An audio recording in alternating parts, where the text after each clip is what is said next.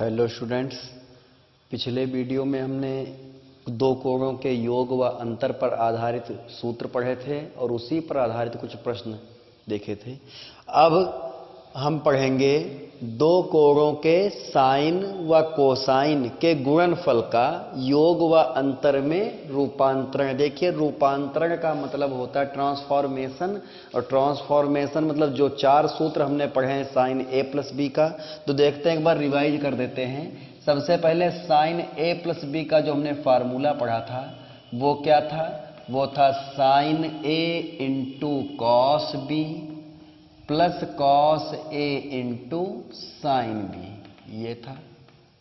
यदि यहां माइनस होता था साइन ए माइनस बी, तो ये क्या फार्मूला होता था? इसका होता था sine A into cos B minus cos A into sine B, ये हो गया। अब इसके बाद में cos A plus B, cos A plus B का फार्मूला क्या होता था?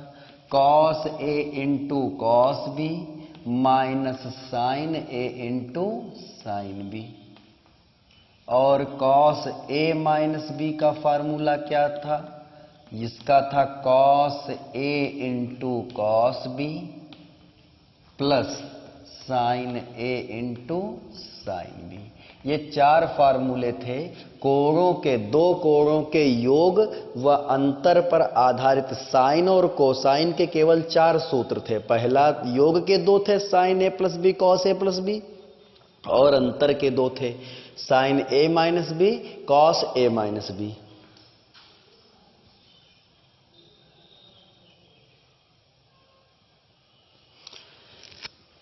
देखिए, अब इन्हीं पर आधारित योग व अंतर में रूपांतरण। देखिए, किसका हम रूपांतरण करेंगे? जो दो कोण दिए गए, दो कोण हैं, तो हम यहां पर ये चार सूत्र तो हमने पिछले वीडियो में पढ़ाए हैं, इनको अच्छे से याद कर लीजिए, क्योंकि इन्हीं की सहायता से अब हम आगे के फार्मूले प्राप्त करेंगे।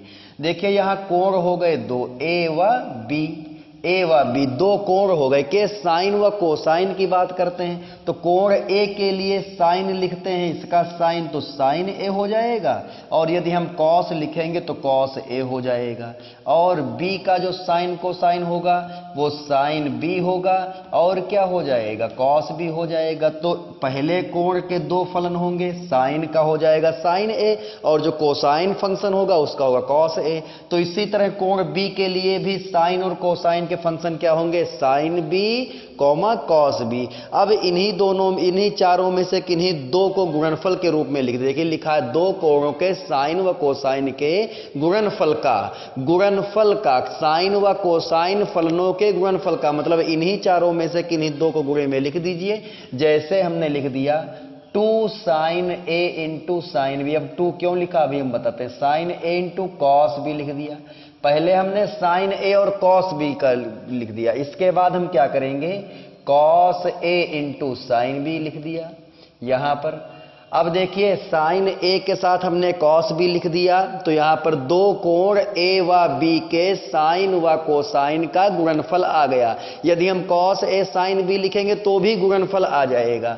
अब इसके बाद यहां पर साइन और कॉस, पहला साइन था दूसरा कॉस था। यदि ऐसा हो जाए दोनों कॉस के हों या दोनों साइन के हों, ये 2 sign A into sine B इतने ही बनेंगे।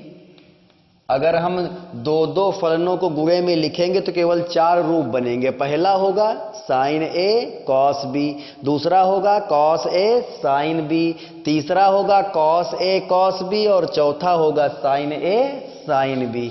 यहां पर इन चारों को हमें किसमें बदलना है? कोणों के योग व अंतर के जो ये फार्मूले थे हमें बदलना है। इन चारों में से प्रत्येक को हमें बदलना है। Sign A plus B, sign A minus B, cos A plus B, cos A minus B, इनमें हमें बदलना। देखिए कैसे बदलेंगे। जो पहले सूत्र हमने पढ़ाया, जो हमने पहले लिखा है sign A into cos B, देखिए किसमें आता है, किस सूत्र में ये आ रहा है इन चारों में से? Sign A into cos B sign A plus B में भी है और साइन ए माइनस बी में भी है। साइन ए प्लस बी में भी साइन ए कॉस बी है और साइन ए माइनस बी में भी साइन ए कॉस बी है। अब इसके बाद इसके साथ दूसरा एक और पद है कॉस ए साइन बी, यहां ये प्लस का है और यहां ये पद माइनस का है।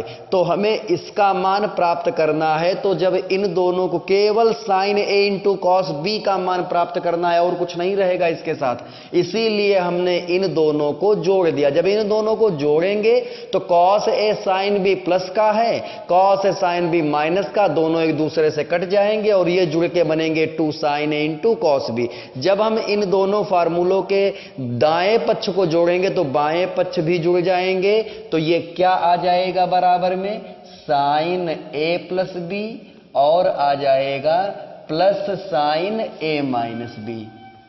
ये जो साइन ए कॉस बी आ रहा है तो यहां पर जब हम इन दोनों को जोड़ेंगे तभी आएगा साइन ए कॉस बी, अन्यथा नहीं जोड़ेंगे अलग अलग लिखेंगे तो कॉस ए साइन बी लिखा हुआ है, उससे हमारा कोई भी मतलब यहां पर नहीं। जोड़ देंगे वो पद कट जाएगा कॉस ए साइन बी वाला और बचेंगे साइन ए कॉस बी प्लस साइन ए कॉस बी, दोनों को जोड़ेंगे तो 2 साइन ए कॉस बी हो जाएगा और यहां पर ये आ जाएगा साइन ए प्लस बी प्लस साइन ए माइनस बी। ये होता है हमारा फार्मूला, ये हमारा सूत्र होता है दो कोणों के साइन व कोसाइन के गुणनफल को कोणों के योग व अंतर में हमने बदल दिया। देखिए यहां साइन ए इंटू कॉस भी लिखा हुआ था, तो ये हमने सूत्र में देखा साइन के सूत्र में साइन ए इंटू कॉस भी होता है, दोनों को जोड़ दिया तो ये दोनों पद हट जाएंगे। अब इसी तरह से यदि हमको कॉस ए साइन बी प्राप्त करना है, केवल कॉस ए साइन बी का मान हमें निकालना है, तो इसमें से ये हम घटा देंगे। यदि इन दोनों को आपस में घटा दे तो ये माइनस का होगा, ये प्लस का होगा, ये दोनों कट जाएंगे, आएगा 2 कॉस ए कॉस बी। तो किसमें से किसको घटाया हमने, साइन ए प्लस बी में से किसको हमने घटा दिया, साइन ए माइनस बी को हमने घटा दिया। ये देखिए अगर हम जोड़ देंगे तो 2 sign A into cos B आ जाएगा और अगर इन्हीं दोनों को हम घटाएंगे तो आएगा 2 cos A into sine B. रब पर इसको जोड़ घटाकर देख लीजिएगा। अब देखिए यदि कॉस ए कॉस बी हो अर्थात दो कोण हो और उनमें फलन समान हो, कॉस ए कॉस बी ही हो, दोनों में कॉस हो या दोनों में साइन हो, तो उनके देखिए दोनों में कॉस है तो हम कॉस ए प्लस बी और कॉस ए माइनस बी के सूत्र को ध्यान से देखते हैं। कॉस ए कॉस बी यहां भी है, कॉस ए कॉस बी यहां भी है। हमें इसी का मान प्राप्त करना है तो इन दोनों को जोड़ेंगे, साइन ए साइन बी माइनस का, यहां प्लस का, दोनों कट जाएंगे तो ये 2 cos A into cos B प्राप्त हो जाएगा। तो ये आ जाएगा कॉस ए प्लस बी आ जाएगा और प्लस आ जाएगा कॉस ए माइनस बी, ये आ गया। अब ऐसे ही यहां पर देखिए sign A into sine B, तो sign A into sine B हमें इसका मान प्राप्त करना तो हमें घटाना है, लेकिन किसमें से किसको घटाएंगे, तो कॉस ए माइनस बी में से कॉस ए प्लस बी को घटाएंगे तभी ये माइनस का है प्लस का होगा। तो यहां पर इसका थोड़ा अपोजिट पड़ जाता है, ये हो जाएगा cos A minus B minus का हो जाएगा कॉस ए प्लस बी। अगर इसमें कोई डाउट है किसी को भी तो वो रफ कॉपी पर कॉस ए माइनस बी का सूत्र लिख ले, कॉस ए प्लस बी का सूत्र लिख ले और फिर बीच में माइनस लगा दे, चिन्ह परिवर्तित करके हल कर ले, यही आ जाएगा। देखिए ये 4 सूत्र हमने पढ़ लिए। अब हम पहचानेंगे कैसे कि ये सूत्र कहां पर लगेंगे, तो ये सूत्र तब लगेंगे जब ये कहेगा कि दिए गए त्रिकोणमितीय फलनों को उनके कोणों के योग व अंतर में व्यक्त कीजिए, तब ये सूत्र लगेगा। ये फार्मूला है दो कोणों के साइन व कोसाइन के गुणनफल का योग व अंतर में रूपांतरण। यहां साइन और कोसाइन फलन, ज्या और कोज्या फलन कोण इनके अंतर्गत थे और ये लिखे हुए थे गुणे में, और इसको हमने बदल दिया है कोणों के योग व अंतर में। जब पदों की संख्या बढ़ानी होती है किसी भी क्वेश्चन में, क्वेश्चन न हल हो रहा हो और पदों की संख्या बढ़ानी हो, तो हम इन्हीं चारों में से किसी सूत्र का प्रयोग करते हैं। अब ये हम पहचानेंगे कि सूत्र लगाएंगे कैसे, तो यहां पर यह ध्यान रखिए कि a बड़ा होगा b से। जब कभी क्वेश्चन मिले तो उसमें जो बड़ा कोण है उसको a मान लेंगे और जो छोटा कोण है उसको b मान लेंगे, और फिर हम ये पहचानेंगे कौन सा सूत्र इसमें लगेगा। एक चीज का विशेष ध्यान रखेंगे, यहां पर a बड़ा इसलिए लेंगे क्योंकि a माइनस बी लिखा हुआ है सब कहीं पर, तो उसका मान ऋणात्मक ना है, इसलिए जो बड़ा कोण होगा उसको a मानेंगे और जो छोटा कोण होगा उसको b। यदि गुणनफल में साइन और कोसाइन फलन लिखे हुए हैं तो यदि एक साइन का है दूसरा को कॉस का है तो उसमें साइन a प्लस बी और साइन a माइनस बी, यही दोनों या तो इनका योग होगा या तो इनका अंतर। और यदि दोनों कॉस के हैं या दोनों साइन के हैं तो इन दोनों में से कोई एक फार्मूला लगेगा। अब हम इस पर आधारित कुछ प्रॉब्लम्स देखते हैं कि कैसे इस पर आधारित क्वेश्चंस को हम सॉल्व करेंगे। ये सूत्र कॉपी पर नोट कर लीजिए और इनको याद कर लीजिएगा। ये चारों सूत्र इन्हीं चारों से निकल कर आए, ये याद कर लीजिए। जो अगला टॉपिक पढ़ाया जाएगा उस पर आधार ये होगा, इसके आधार पर फार्मूले सब बताए जाएंगे।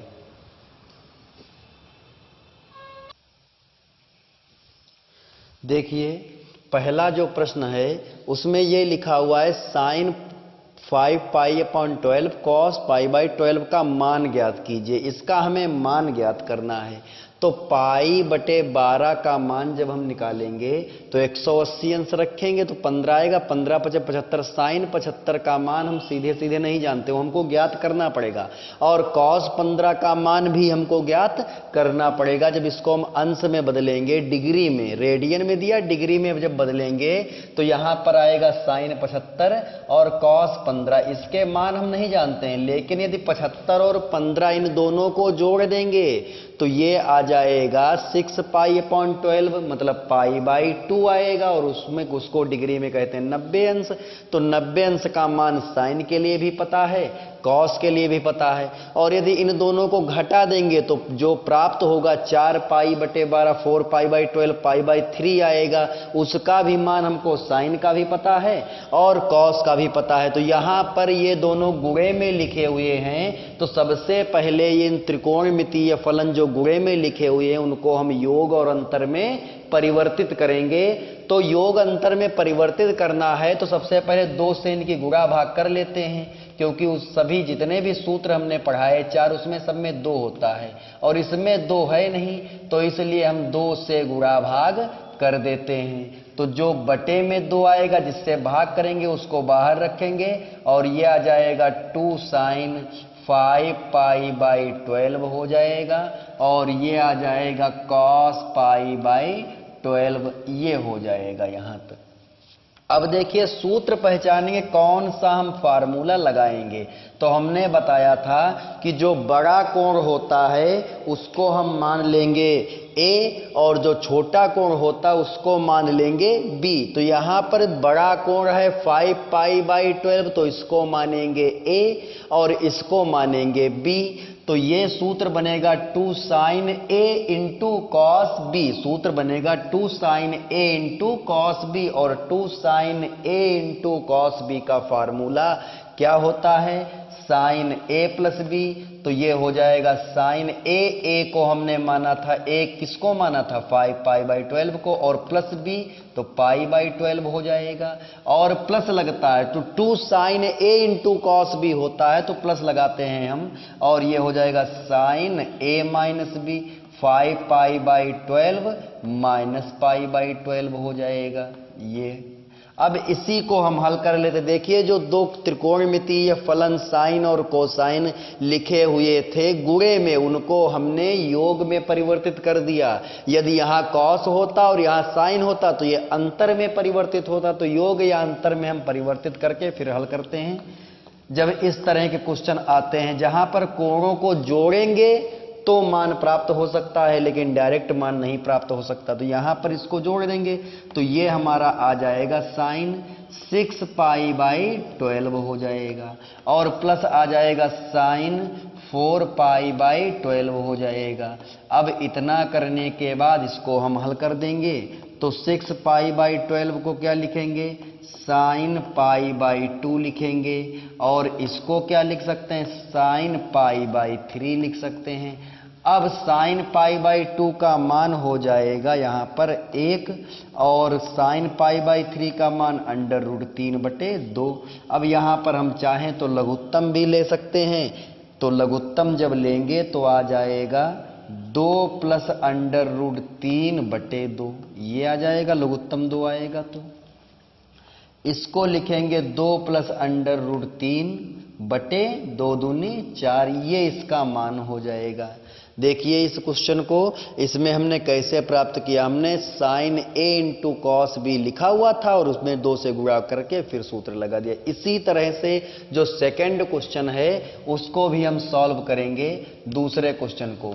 तो पहले ए पार्ट सॉल्व करते हैं। तो ये लिखा हुआ है 2 cos 10A × sin 4A। तो देखिए यहां पर हमें 2 से गुणा या भाग नहीं करना है क्योंकि 2 गुणे में उपस्थित है। अब देखते हैं ये फार्मूला कौन सा बनेगा। 4 थे, पहला था 2 sin A × cos B, दूसरा था 2 cos A × sin B, तीसरा था 2 cos A × cos B और चौथा था 2 sin A × sin B का। हमने बताया जो बड़ा कोण है उसको A मानेंगे और जो छोटा कोण होता है उसको B मानेंगे। तो यहां पर लिखेंगे 2 cos A, cos A की जगह पर ये लिखा हुआ है और B इसको मानेंगे तो हो जाएगा sin B। तो 2 cos A × sin B, इसके पहले वाले क्वेश्चन में सूत्र बन रहा था 2 sin A × cos B, यहां बन रहा है 2 cos A × sin B। तो इसका सूत्र होता है sin A + B, तो 10A + 4A हो जाएगा और बीच में लगेगा माइनस, क्योंकि cos A sin B होता तो माइनस होता है sin A - B। तो यह आ जाएगा 10A - 4A। इसको सॉल्व कर दीजिए तो यहां पर sin आ जाएगा 14A और माइनस का आ जाएगा sin 6A आ जाएगा। ये हमारा हो गया। देखिए कह रहा था निम्नलिखित को योग व अंतर में व्यक्त कीजिए। गुणे में लिखे थे, अंतर में योग में व्यक्त करना है या अंतर में व्यक्त करना है, या फिर ये समझ लीजिए कि जो कोण लिखे दोनों कोण थे उनके कोणों के योग व कोणों के अंतर में व्यक्त कीजिए। तो यहां पर कोणों का योग ये लिखा हुआ, कोणों का अंतर ये लिखा हुआ है और जो ये गुणनफल में लिखे हुए 2 फलन थे उनको हमने अंतर में लिख लिया। इसी तरह से जो दूसरा क्वेश्चन है उसको भी हम इसी तरह से हल करेंगे। 2 sin 43 डिग्री × sin 17 डिग्री। इसमें यह भी कह सकता है कि इसका मान ज्ञात करो। देखिए यहां पर जो बड़ा कोण होता है उसको A मानेंगे और जो छोटा कोण होता है उसको B मानेंगे। तो 2 sin A × sin B का सूत्र लगा देंगे। तो ये 2 sin A × sin B का सूत्र क्या होता है, cos A - B। इसका सूत्र थोड़ा सा अपोजिट होता है, cos A - B - cos A + B, A + B हो गया। 2 sin A × sin B, इसका फार्मूला होता है cos A - B - cos A + B। तो ये आ जाएगा, यहां पर घटाएंगे तो बचेगा 26 अंश और माइनस का आ जाएगा cos 60 अंश। ये हो जाएगा 43 से 17 घटा दिए 26 बचा और ये 43 में 17 जोड़ दिए 60 हो गया। यहां पर देखिए कह रहा था योग व अंतर में, तो कोणों का अंतर ये लिखा हुआ है और कोणों का योग ये लिखा हुआ है। इसी तरह से छोड़ देंगे। यदि कभी कहता है इसका मान ज्ञात करो तो cos 60 अंश का मान हम जानते हैं 1/2 होता है, वो रख देते, लेकिन हम cos 26 अंश का मान नहीं जानते हैं तो इसलिए उसको हम ऐसे छोड़ देंगे।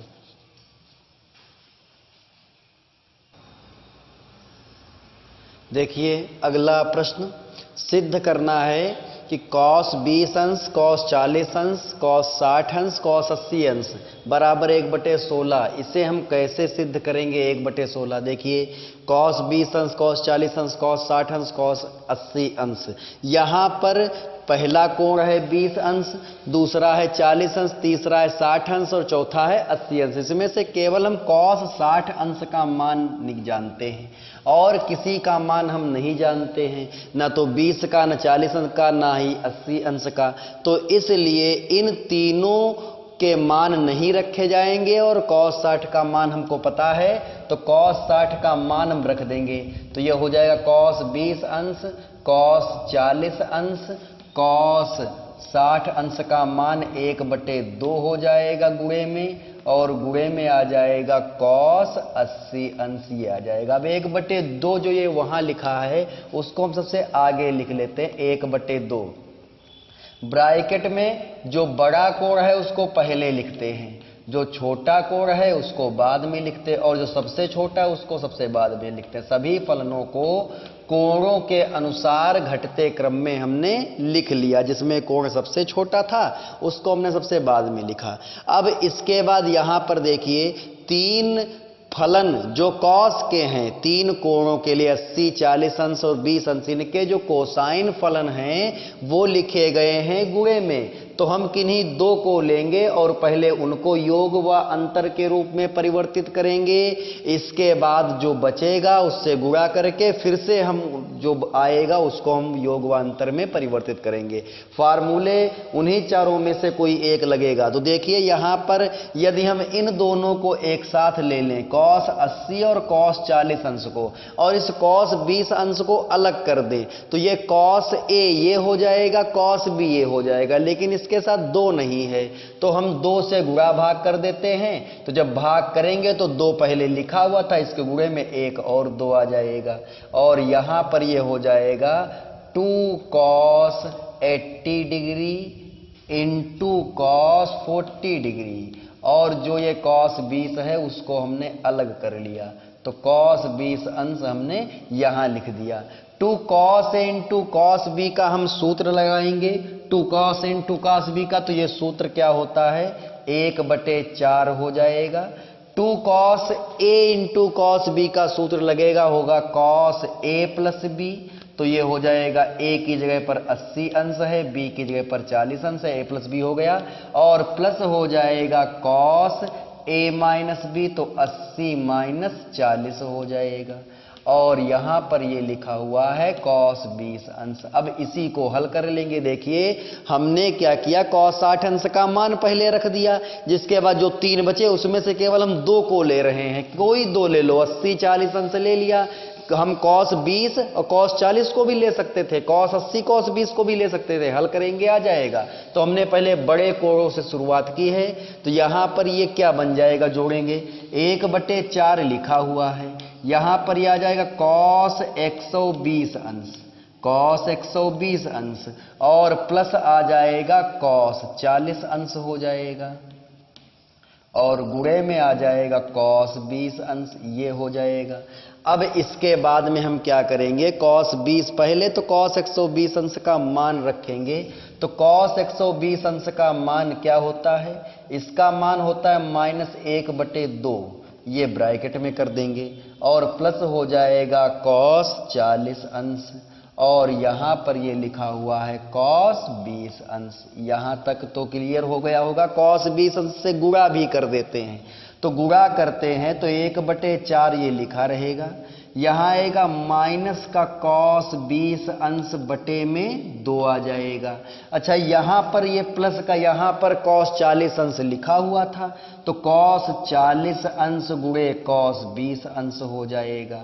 अब हम यहां भी 2 से गुणा भाग कर देंगे, क्योंकि फिर से 2 cos A into cos B बन गया, तो फिर से हम फार्मूला लगाएंगे, लेकिन यहां गुणा करेंगे 2 से।